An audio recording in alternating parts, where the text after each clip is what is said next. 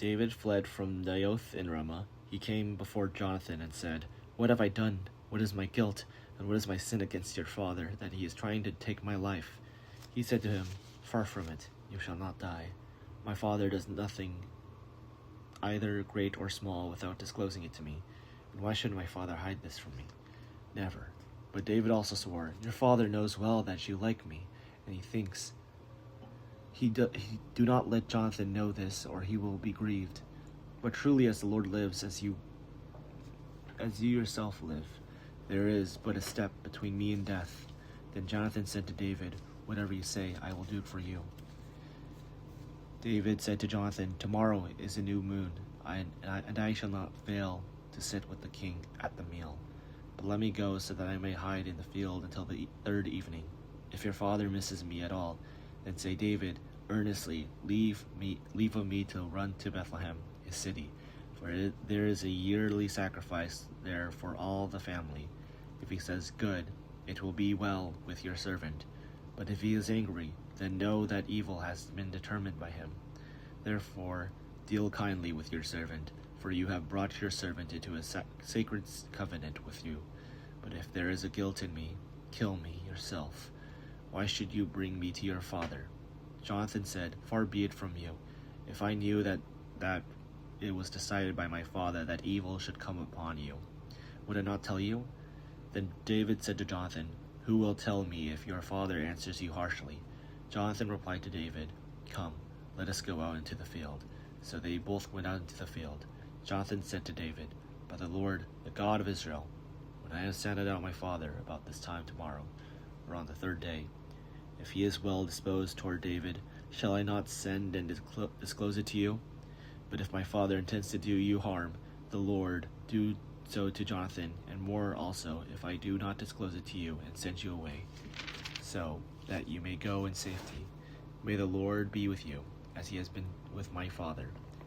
If I am still alive, show me the faithful love of the Lord. But if I die, never cut off your faithful love from my house. Even if the Lord were to cut off every one of the enemies of David from the face of the earth." Thus Jonathan made a covenant with the house of David, saying, "May the Lord seek out the enemies of David." Jonathan made David swear again by his love for him, for he loved him as he loved his own life. Jonathan said to him, "Tomorrow is the new moon. You will be missed, because your place will be empty. The day after tomorrow, you shall go a long way down, go to the place where you hid yourself earlier, and remain beside the stone there. I will shoot 3 arrows to the side of it, as though I shot at a mark. Then I will send the boy, saying, 'Go find the arrows.' If I say to the boy, 'Look, the arrows are on the side of you, collect them,' then you are to come, for as the Lord lives, it is safe for you, and there is no danger. But if I say to the young man, 'Look, the arrows are beyond you,' then go, for the Lord has sent you away. As for the matter about which you and I have spoken, the Lord is witness between you and me forever." So David hid himself in the field. When the new moon came, and the king sat at the feast to eat, the king sat upon his seat, as at other times, upon the seat by the wall. Jonathan stood, while Abner sat by Saul's side, but David's place was empty. Saul did not say anything that day, for he thought, "Something has befallen him. He is not clean. Surely he is not clean." But on the second day, the day after the new moon, David's place was empty. And Saul said to his son Jonathan, "Why has the son of Jesse not come to the feast, either yesterday or today?" Jonathan answered Saul, "David earnestly asked leave of me to go to Bethlehem. He said, 'Let me go, for our family is holding a sacrifice in the city, and my brother has commanded me to be there. So now, if I have found favor in your sight, let me get away and see my brothers.' For this reason he has not come to the king's table." And Saul's anger was kindled against Jonathan. He said to him, "You son of a perverse, rebellious woman, do I not know that you have chosen the son of Jesse to your own shame, and to the shame of your mother's nakedness? For as long as the son of Jesse lives upon the earth, neither you nor your kingdom shall be established.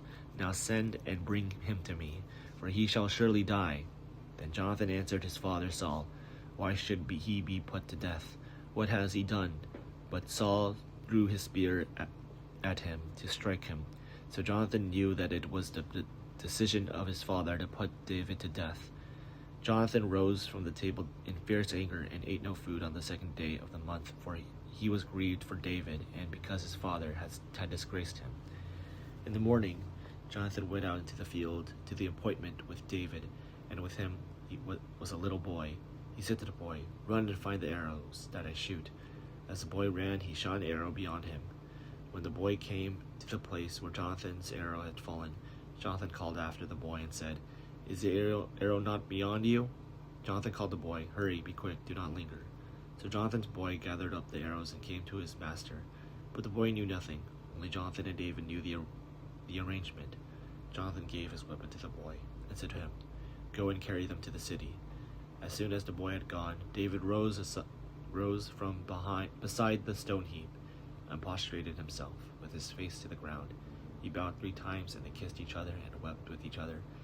David wept the more that Jonathan said to David, "Go in peace, since both of us have sworn in the name of the Lord, saying, 'The Lord shall be between me and you, and between my descendants and your descendants forever.'" He got up and left, and Jonathan went into the city.